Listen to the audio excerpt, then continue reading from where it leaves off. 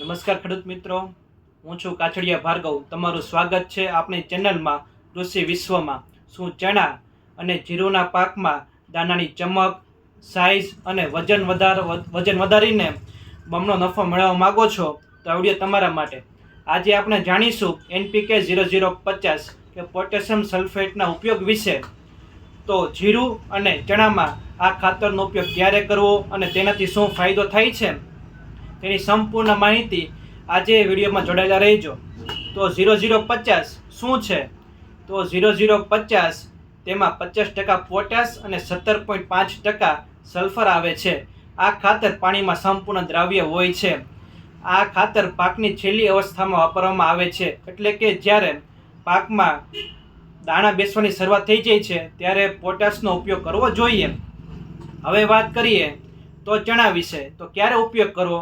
જ્યારે ચણામાં પોપટા બેસવાની શરૂઆત થઈ ગઈ હોય, પાકમાં અંદર દાણાની બેસવાની શરૂઆત થઈ જાય છે, ત્યારે પોટાશની સૌથી વધારે જરૂર હોય છે. કે તેના ફાયદાઓ: ચણાના પોપટાનું વજન વધારે છે, જેથી બજાર ભાવ સારો મળે. અને જ્યારે પોપટાનો દાણો છે કરચલીવાળો રહી ગયો હોય ત્યારે 0050ના ઉપયોગ કરવાથી છે દાણો એકદમ લીસો અને ભરાવદાર બનશે, જેથી આપણે બજાર ભાવ પણ સારો મળી શકે. હવે વાત કરીએ કે મસાલા પાકના રાજા એવા જીરું વિશે. તો જીરુંમાં જ્યારે દાણા બેસવાની શરૂઆત થઈ જાય છે ત્યારે ખાતરનો ઉપયોગ કરવો જોઈએ, જેનાથી દાણો છે ચમકદાર અને વજનદાર બનશે, જેનાથી આપણે બજાર ભાવ સારો મળી શકે. જીરુંમાં જ્યારે ઝાકળ કે ઠંડી પડતી હોય ત્યારે સલ્ફર અને પોટાશ છે જે છોડને આંતરિક ગરમી આપે છે. હવે સૌથી મહત્વની વાત કે કઈ કંપનીનું વાપરવું, કેટલા પ્રમાણમાં વાપરવું અને કઈ સાવચેતી રાખવી.